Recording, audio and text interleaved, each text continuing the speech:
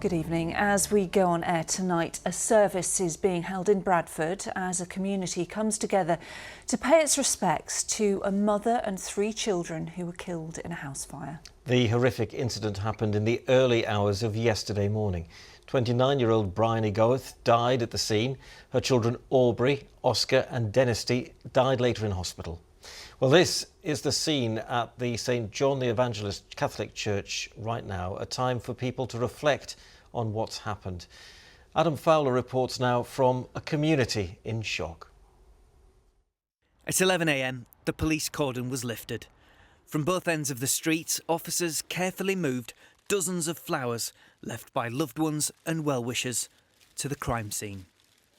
On Westbury Road, a home that once sang with the laughter of children, now blackened and uninhabitable. In the front yard, poignant reminders of happier times ended too soon. Yesterday morning, 29-year-old Bryony Goeth and her 3 children, Aubrey, Oscar and Dennisty, all perished after a fire broke out at their house. Bryony died at the scene, her children later in hospital. 82-year-old Harold Pullen has lived on the street all his life and was woken by the commotion at 3 a.m. He lives just across the road. I could have had a heart attack the day when I was watching it, and I still haven't settled down. It's just you don't expect it, do you? Something like that. It's so hard to see. He says the family have lived there years and were always ready with a kind word. They were lovely, if you spoke to them, they were lovely. And she was nice. We just passed pleasantries, as we, but the kids were lovely, they used to play out. I like to see the kids, because as I say, I've lived on this road over 82 years, and I like to see other children coming on after me, Harold also had these words of tribute to pay to the firefighters who did their best to save the lives of those who died. The firemen were so brave.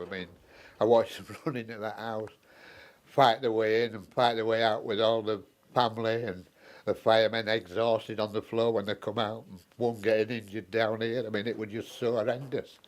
You don't expect to see it to watch it in real life when people's lives are in danger. It was so horrendous. A 39-year-old man has been arrested on suspicion of murder and remains in hospital in a critical condition. Half a mile away at St John the Evangelist, a book of condolence has been opened and a special service is taking place for the mother and her children. Everybody who I've spoken to feels rather raw because it's such an unexpected and overwhelming thing to happen, and people are processing their sense of vulnerability and shock and sense of become newly aware of our fragility and our mortality. The service is a chance for the community to grieve together as it faces an unthinkable loss in the saddest of circumstances. Adam Fowler, ITV News, Bradford.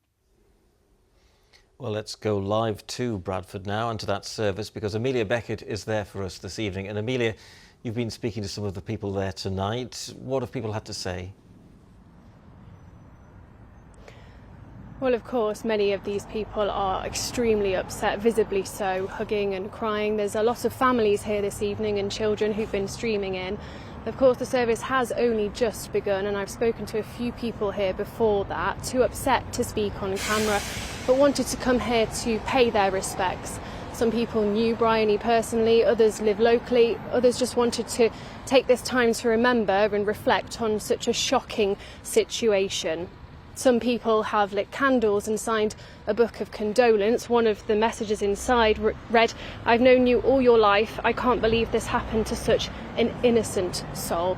Clearly, many people here who knew this family and want to come together this evening in support of each other, as well as those lost in this tragic incident.